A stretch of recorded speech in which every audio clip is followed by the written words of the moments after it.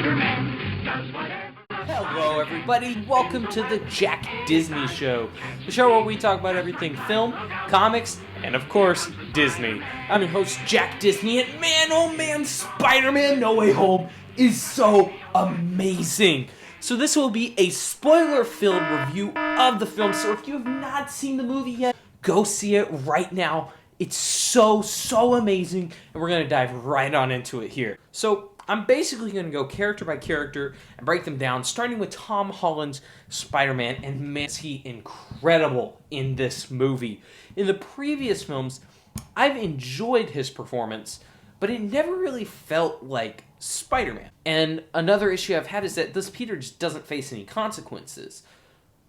Oh boy, does this movie undo that. This movie, it's just so good. They even make a joke about the whole Iron Man Jr. thing and say, no, we're not doing that.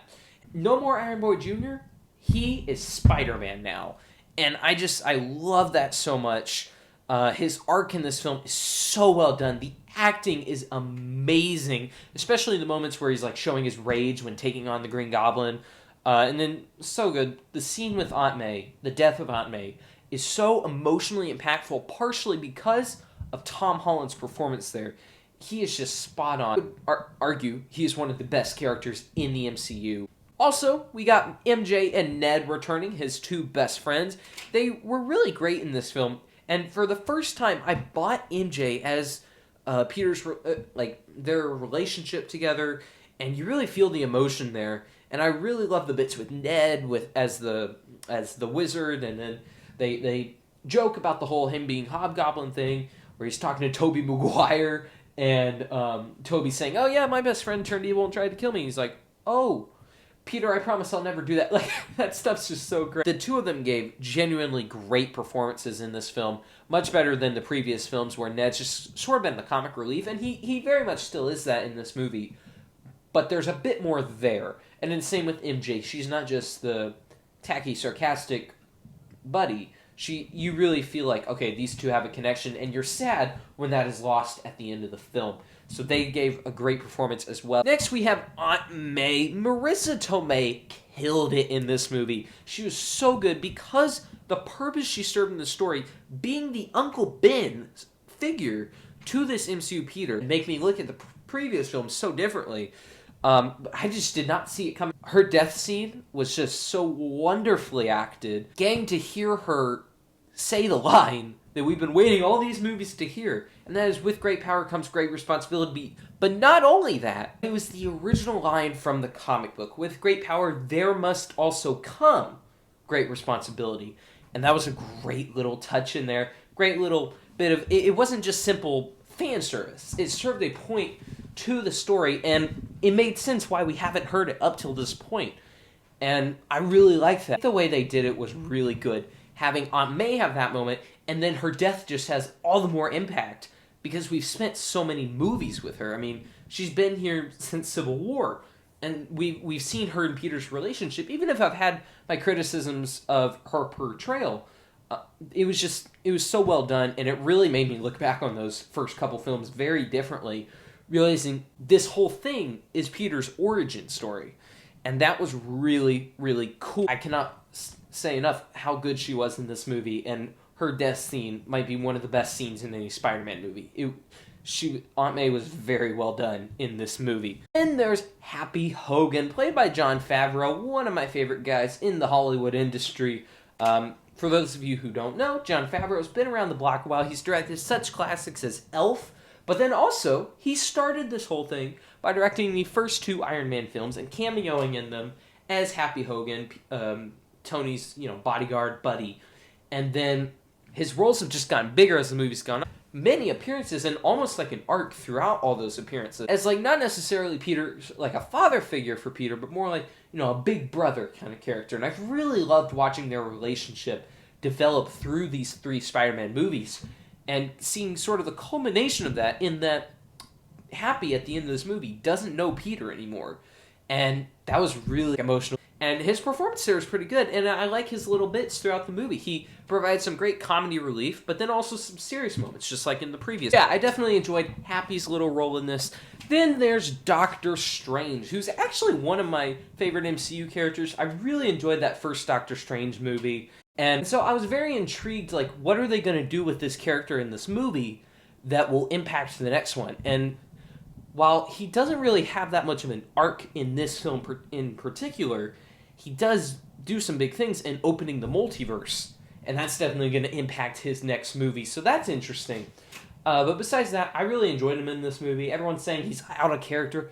I didn't think so at all. I thought it was perfectly within his character. He tries to help Peter erase everyone's memory. That felt fine to me. No issues there. I thought he was a great comedic relief, but then also provided a lot of the needed dialogue in terms of like how all this stuff works. And I loved that action scene between Doctor Strange and Spider-Man fighting in the mirror dimension. One of the best action scenes we've seen in a Spider-Man film. I do think all the stuff relating to magic and Doctor Strange is probably the weakest part of the movie for me, but it was still good. It just wasn't the best. It felt sort of like they were like, okay, we want to have Alfred Molina, Toby Maguire, Willem Dafoe, all these guys. We want to have them all in this. And we want everyone to forget Peter at the end. How do we get that? Oh, well, just throw in Doctor Strange and memory erasing spell, voila. So it does feel a bit rushed, but with that said, I still really enjoyed his part in this film. Next up, going into the villains is Green Goblin. Woo! Willem Dafoe gave such a great performance in this movie. I could not understate that. He might be my favorite Marvel movie villain ever. Like, he's really good in this movie. I loved him in the original Spider-Man movie, and then his little cameos in the future ones.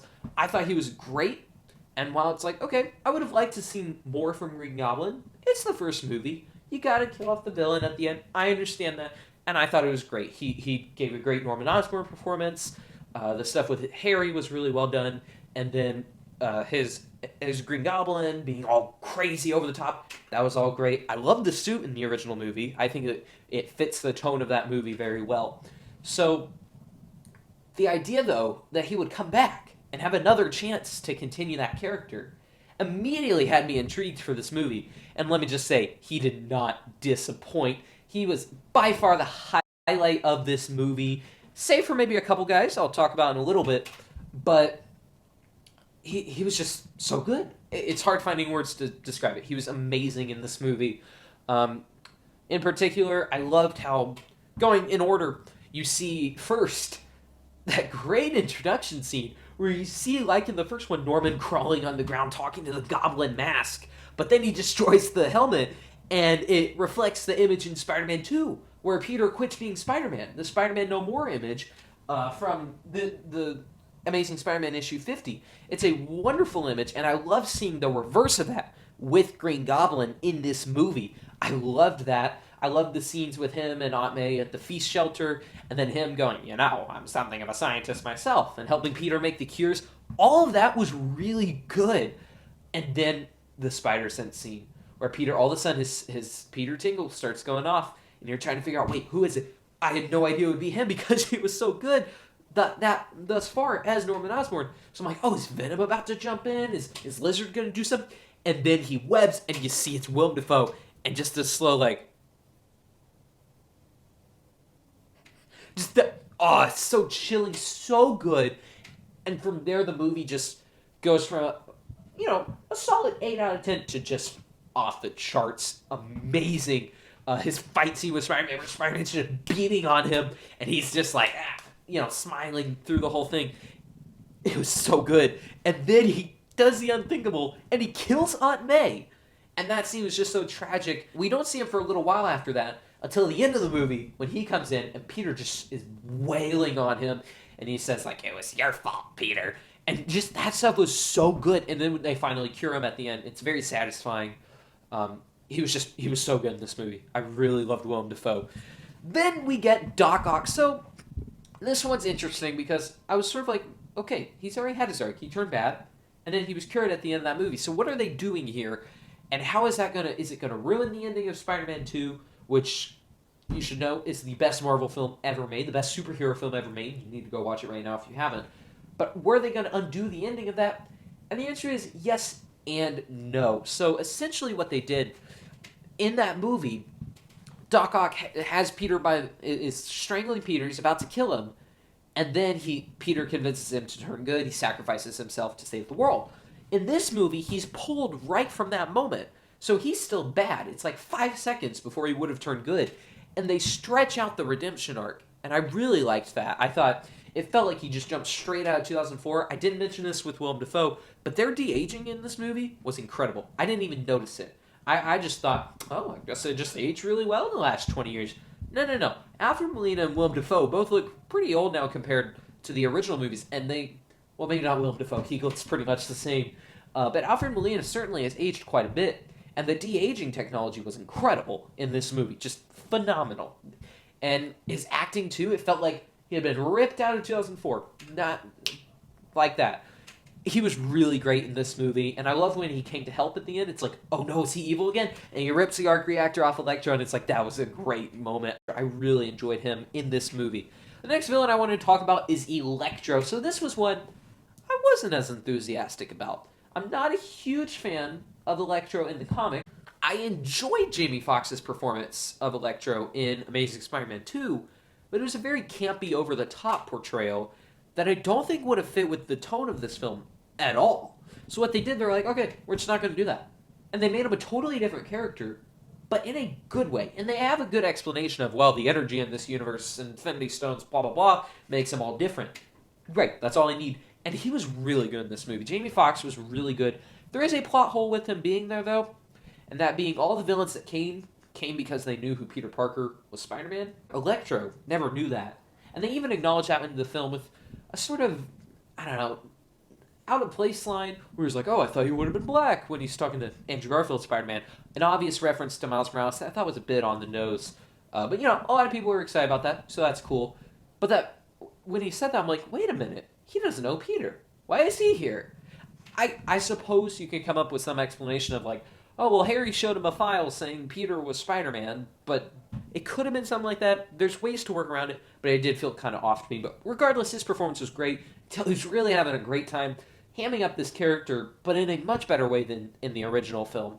And I really enjoyed him, and I want to see more from him in the future. Whether that's in Amazing Spider-Man 3 or whatever, I really want to see more. Rounding out the Sinister Five, you have Lizard and Sandman. The reason I grouped these two together is because they were probably the most limited in terms of plot, as they didn't really do much other than stand there. So it's like, hey, look, it's the guys from the other movie. And even when it showed their faces, it was reused footage, and they were CGI the whole time. So that's what I've heard is that it would have been more expensive to de-age the actors than it would have to have them actually be there. And that makes sense to me, because I was confused, like, okay, why is Sandman made of sand the whole movie and not looking like a normal dude? I would have preferred that much more, but regardless, I really liked Sandman in this movie. I really liked him in Spider-Man 3 as well, so seeing that continue was really cool. I wonder if this is after Spider-Man 3 or during or whatever, but regardless, it was really cool seeing him and Spider-Man curing him at the end. That was a great moment,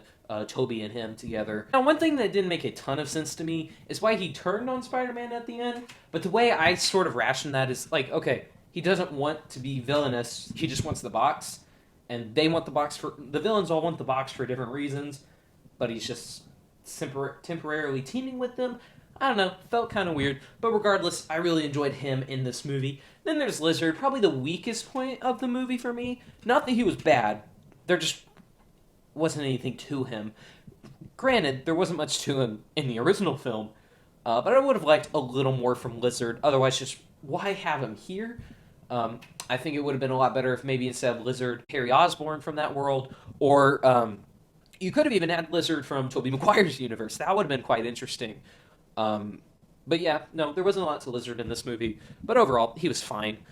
Then, let's talk about the big moments of the movie. The two characters we've been waiting for all year, since the rumors first came out that they would be in this movie, and I'm of course referring to Andrew Garfield and Tobey Maguire. Man, oh man, guys. So, For those of you who have been living under a log, this has been reported and rumored for about a year and a half, with Andrew Garfield repeatedly denying that he's in the movie, and that was mind-blowing in the theater because, I had seen this 4-second clip of Andrew Garfield that leaked a few months ago, but, could have been easily photoshopped, and I did notice that shot in the movie. I'm like, oh, okay, there it is. But then, apparently, John Campea, a guy who I follow quite a bit, has sort of inspired me to do this. Great podcast, you should go follow it. But he released a couple photos of Toby and Andrew together in this film. I didn't happen to see them, and I'm so glad I didn't because they turned out to be totally legit, along with a picture of, I didn't talk about him earlier, but Matt Murdock, Daredevil, he popped up in this. That was great seeing him. But yeah, no, Andrew in this movie was great. It was great. When they're in Ned's house and he's like opening the portal, show me Spider-Man, I'm like, I wasn't even thinking about it because the rest of the movie was so good. I had forgotten, oh right, Andrew and Toby are going to be in this. So then when the portal opened, I'm like, okay, it's Peter. But then his head turns, and you see the eyes. And it's like, oh, man, is that who I think it is? Is that him? And he comes running through the portal, and sure enough, it was Andrew Garfield's Spider-Man. He's in the movie. He takes his mask off. It's Andrew Garfield. Oh, man, everyone's freaking out. And it was just a great scene. His banter with MJ was great. I loved that scene. And then Ned opens that second portal. You know who walked out of that second portal? My boy, Toby Maguire, is in the MCU now. How crazy is that?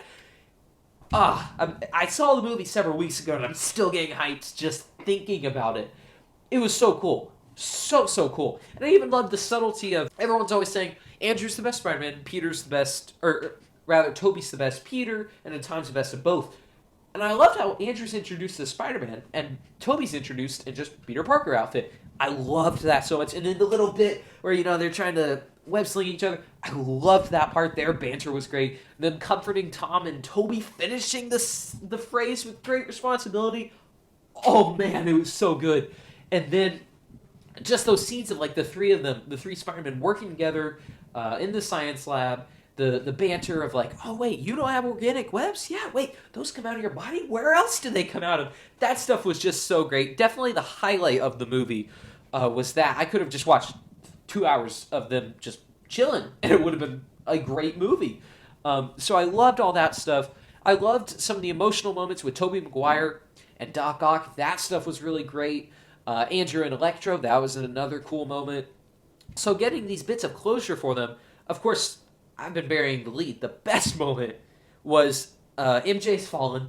It's just like when she fell. Peter jumps after her, is knocked over by Goblin. And so Andrew Garfield sees this. And it's like, oh, man. Just everyone's getting chills. Andrew Garfield leaps for MJ, saves her. And it's like, oh, man, so good because obviously Gwen fell, and he feels bad about that. So his redemption moment there, even though we all saw the trailers and we're like, that's when Andrew's going to come in. It was still so great. I'm getting chills. I'm getting chills just thinking about it. It was a great moment. And then the little pause afterwards where he's crying. He's like, are you okay? So he says, yes. And then MJ says, are you okay? And, it's so good. It was so good. I loved all that. I'm going to see it again tomorrow, and I just can't wait for that moment. It's so good. And then, as I mentioned, Toby talking to Doc Ock, wow, who'd have thunk you would see that again? And then Doc Ock goes, Peter, y'all grown up now. How you doing? And Peter's like, doing my best, or whatever he said. It was so great. It was so great. Seeing these two legends return to the role. I never thought I would see that ever. I never thought that could happen. And it's just so amazing to me that this film was able to do that. Golly, it was just so good. Yeah, so good. And then you have the moment where Tom Holland, he picks up the glider. He's about to kill Goblin with it, and Tobey Maguire comes in and stops him and just looks at him in the most Tobey Maguire way, I might add, and stops the glider. Oh, so good. Of course, then he got stabbed, and we all freaked out. No, Toby, no! He was fine, don't worry. I was glad for that. But man, it was so cool seeing them again, the Spider-Verse in live action, seeing Toby and Andrew in the MCU. It was surreal. It was incredible, especially since Spider-Man 2 is my favorite superhero film ever. And so getting to see Toby again was just so great. And I can't wait to see, hopefully, more from these guys in the future, because man, oh man, was this awesome. Now, real quick, before I dive into my thoughts on the ending and the post-credit scenes and all of that stuff, I want to talk real quick, shout out to Michael Giacchino, the composer for this film, who you've probably known for several Pixar films like Incredibles, Up, great score, and then he did the Mission Impossible movies, but then he's also done some Marvel stuff. He did Homecoming and Far From Home, and then he did Doctor Strange, so, perfect fit for this movie. And my criticism has always been the first two Spider-Man films just feel kind of kiddie. Like, they're lacking the energy that you get from the score in the original Tobey Maguire Spider-Man movie. The bum bum bum bum bum bum bum bum. It's been kind of missing that. This movie delivers. The score for this film is so amazing. I would definitely just recommend listening to the soundtrack. It's about 2 hours on Spotify. It's a great soundtrack. It's a wonderful soundtrack. And I love all the little cues of the Tobey Maguire theme and the Andrew Garfield theme and the Doc Ock theme and the Goblin theme. I love how you incorporate all that in. But then you also get these like orchestral choir while Tom Holland's theme's playing. It was an amazing score. Maybe my favorite movie score since the first Spider-Man movie. All right, let's talk about that ending.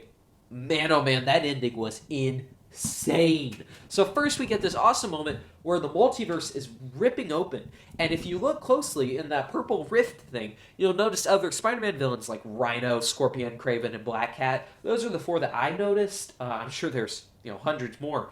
But so it's here where Peter decides he's not just going to erase everyone's memory of him being Spider-Man, but rather his existence entirely, which is a huge sacrifice, obviously. So he and Doctor Strange have an emotional goodbye. He goes down. He hugs the two Spider-Men. What a great shot right there. As everyone starts to be teleported back to their worlds, he then goes to MJ and Ned. And what a heartbreaking scene. Seeing him and MJ say goodbye to each other, and then him saying goodbye to his best friend Ned, who's been there since childhood. What an emotionally impactful moment. That was heartbreaking, man. And then he leaves, and they say, "Hey, you better come after us and tell us." And then MJ says, "I love you," and she says, "Don't finish that. Tell me when you come back." And it's like, oh, so good.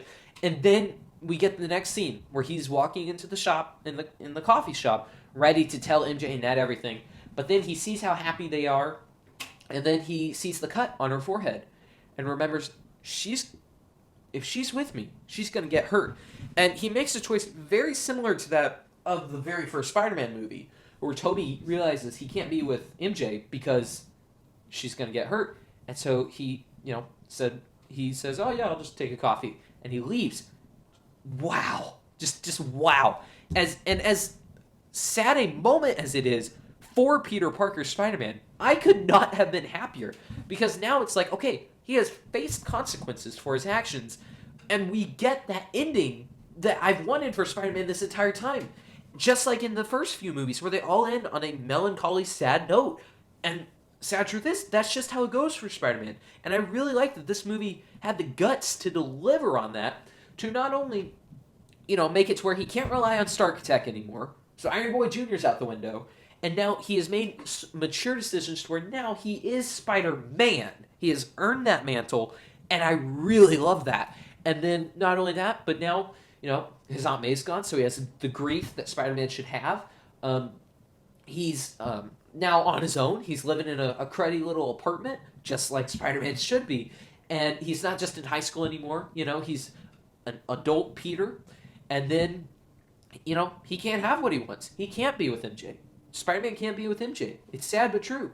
Now, of course, they've made it work in the comics and stuff after years and years of development. But that's the sad truth of Peter. He can't have what he wants and be Spider-Man. That was the entire thesis statement of the Tobey Maguire movies, which I hold, on a high pedestal because of that. Spider-Man 2, the entire point of that movie is being Spider-Man makes him miserable. But it is his responsibility to do that. Great power, great responsibility, right? And so getting to see that carry over into this film was really cool. And so now I'm finally like, okay, show me what you got, Marvel. I cannot wait for future films with this version of Peter, because now he really is Spider-Man. Now we can get the Spider-Man I've been waiting to see for years. This next Spider-Man film could be my favorite of them all. if they deliver it right. And then we get the final scene of the movie. Him in this cruddy little apartment. I half expected Mr. Ditkovich, the rent guy from the first few films, to show up here. Give me rent. That would have been great. But, I was fine with how they did it. That may have been too comedic a moment to have during this very dramatic ending. Maybe you could save that for the next film. I would love for him to come back like J. Jonah Jameson did. That was another thing. J. Jonah Jameson was pretty good in this movie. Particularly that one scene where Spider-Man's just taking in the death of Aunt May, and Jonah's just nailing him, and just that scene of the big telescreen and him standing there. That was a great moment. But anyways, back to the ending. Puts on the classic red and blue suit from the comics. And it's the winter time. He jumps out the window, swings off, and we get a Spidey swing scene as I've ever seen it before in this beautiful costume. By far the best Spider-Man movie costume ever. It was so cool looking. And him in the winter and at night, it was such a visually gorgeous moment. That was so different from the original movies, the Toby Maguire, but very similar too in that that's how that movie ended. It ends with him saying no to MJ and then swinging off. And this film echoed that so well.